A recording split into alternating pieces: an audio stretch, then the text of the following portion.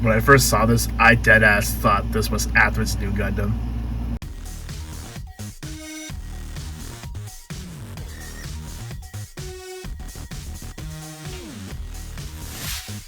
What's going, guys? It is Plastic Disasta back with another review, and today we are going to take a look at the high-grade Cosmic Era, the Immortal Justice Gundam. From the Gundam Seed Freedom movie, and let's keep Heroes Month going, because this Gundam is piloted by Kira's comrade, Shin Asuka. Now, let me explain. Just to summarize Shin's role in the Seed anime, so in Seed Destiny, the first half he's the good guy, and he fought Kira Yamato. He won that battle, and the second half he lost his main protagonist title because reasons. So in the second half of the anime, he is the bad guy. Well, sort of. And in the end of the Seed Destiny anime, he went from hating Kira to working with Kira, and here we are in the Seed Freedom movie.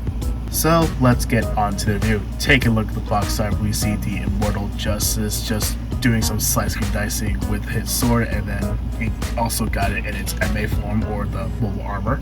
Check on this side of the box, just shows off the articulation, the action poses, once again the MA form, and some cool action poses, and the shield gimmick. In this side of the box, we got the front, rear shot of the kit, and what it looks like when it's unpainted. And after opening the box, we got 4 bags of runners and a manual. Oh, look at the cover of the manual. Here we have a familiar art, what it looks like in the anime, and what faction the Gundam came from. If you want to know more about this Gundam, feel free to pause and read. Quickly checking the parts list, looks like we are using all of them. Checking the back of the manual, here we got the Immortal Justice with some awesome poses, the MA form, some information of the weapons. Right down there is a familiar pose showing off the articulation, and a color guide if you're planning on painting it. Alright, starting off with runner A is going to be a multi-color runner. We got a big chunk of really dark pink or red according to the manual. We got some yellow right here, we got an eyepiece right here, and a beam saber effect parts. Okay, my bad. What I meant to say is these are the beam booming parts, and this one goes onto the Shin. Get it? Get it? B1 and B2 are going to be the rest of the red parts. So B2 is going to have this part, B1 is going to have this part, and they're both going to share this chunk of a runner. Runners C1 and C2 are going to be the gray parts for the joints. Now C1 is going to have this chunk of a runner, while C2 is going to have this part of the runner, and they're both going to share this part of the runner. Runners D1 and D2 are going to be the white parts, and at this point I think you guys already knew the drill. Runners E1 and E2 are going to be the dark blue mixed with purple parts.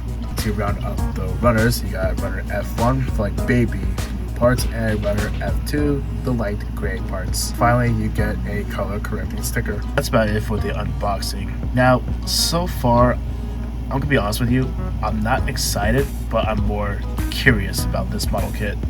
But who knows, maybe after building and handling the kit, maybe I'll like it a little more, or respect it at least. So I'll put it together right now. I'll see you guys right after.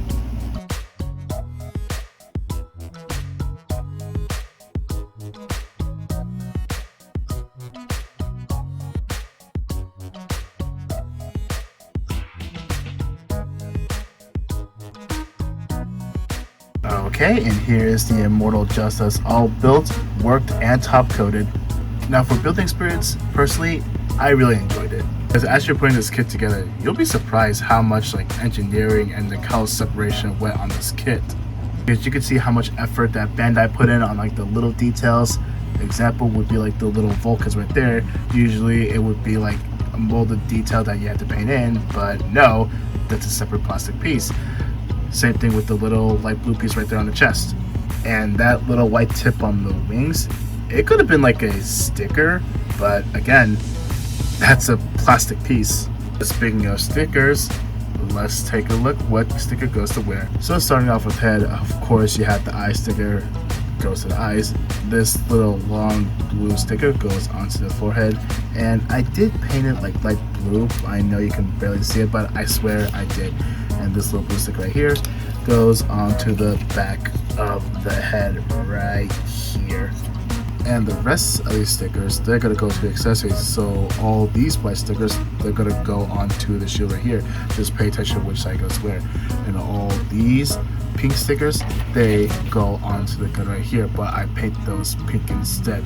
Like one right here, one that kind of wraps around, one that wraps around on the little camera piece, and I paint the inside blue. And now moving on to seam lines, well, there's not really, because even though there are some seam lines, it goes as a pen line detail. And yeah, I know you're gonna say something about the nut marks.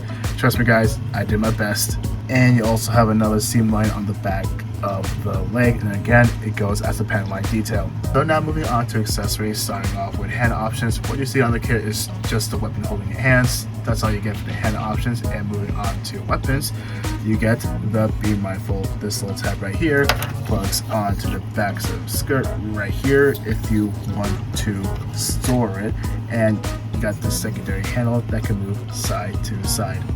Next up, you have its shield, and you also have this little piece right here, plugs onto the side of the arm, and is also on a ball joint. And you also get this really cool gimmick that if you pry this little thing out, like I showed you earlier, there are these little wings. So you have to really get in there and pry it open. And you also get this little beam effect part, which you can plug it right here. Now, if you want to make it like flying around, you might want to get an adapter piece, which is this little guy right here. You plug it onto the bottom of the shield right here, and there's a little 3mm hole right here. Plug onto the action base stand, and it looks like it's flying.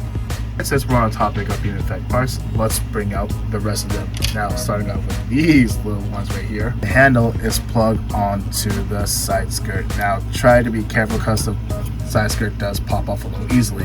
And to attach the beam effect part, you have to pull this out, bring it down like that, which reveals two little things right here, which you can tap in, and it should look something like this. To affect the one on the shin, you might want to plug it in like this. Now, just make it easier for you, the slanted one is always on the top while the straight peg is on the bottom, and it should look something like this. Finally, let's move on to the last gimmick, the MA form.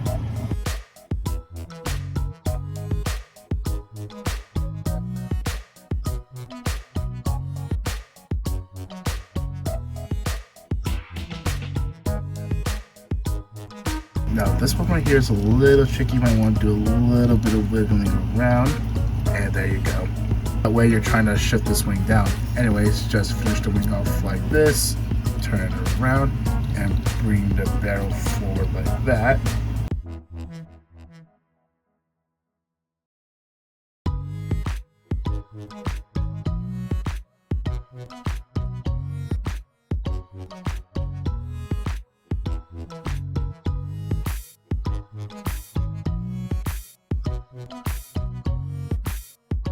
Okay, here's the MA form, and let's be real, it does not look good. From the top, it looks okay-ish, but if you look at it from the bottom, that is where it gets messy.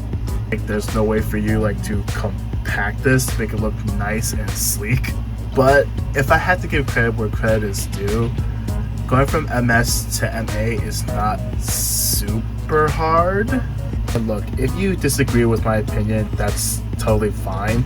Okay, now if I do this, now it's a little better. I think it would be pretty cool if I get like another Immortal Justice, so that way I can use like the shield and Be Mindful and attach it to the other arm.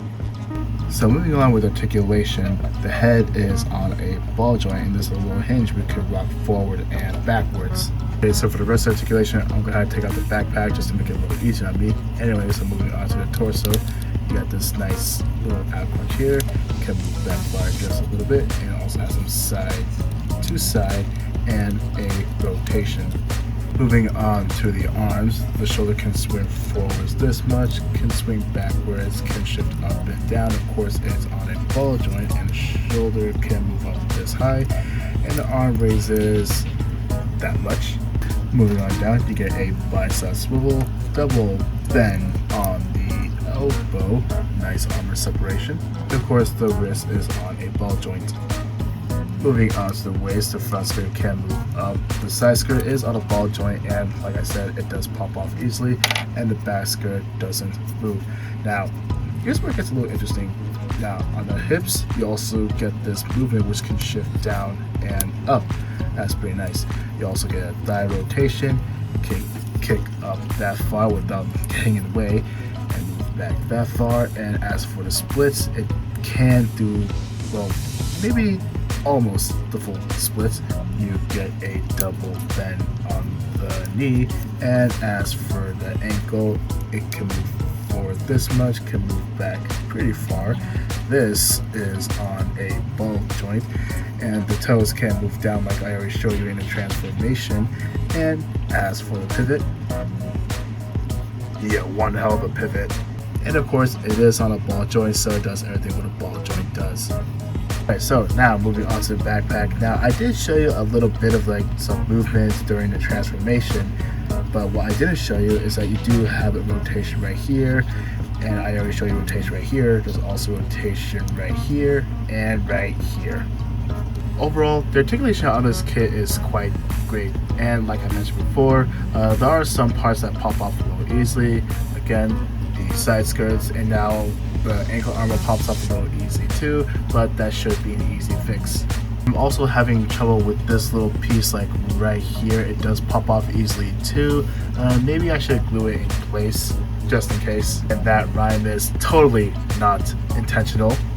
So moving on to size comparisons, here it is right next to the standard size GM. As you can see, they're both roughly the same height. Next up, here it is right next to his girlfriend, the Galgoog Menace. And wow, she is just a tad bit taller than him. But I can't deny they look great together. That's why I'm going to display them side by side.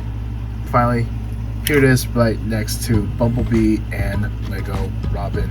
So that's going to be it for the size comparisons. Let's move on to my final thoughts. Now moving on to my final thoughts. Overall, the Immortal Justice is a really solid kit. And I feel like the more I handle this kit, the more it starts growing on me. Because I almost want to buy another one and do custom work on it, like different backpack, different weapon set, and paint it a nice color. And what's even funnier is that I'm not a fan of Shin Asuka, but I still enjoy the kit. You know what I mean? Okay, I'll get to the point. Yes, I really do enjoy this kit, and I highly recommend you pick this kit up, and you're gonna love it. Okay, so that's gonna be it for the review. I want to say thank you guys so much for watching. If you guys are new here, want to see more content like this, be sure to subscribe. Questions, concerns, comment down below. I'll see you guys in the next one. Okay, so this is just out of curiosity. I want to see what they look like when these two swap backpacks. Okay, that I can rock with. Like, just change the pink to the Immortal Justice red and it would look great. Oh, you're wondering how the other one is? I mean, it's okay.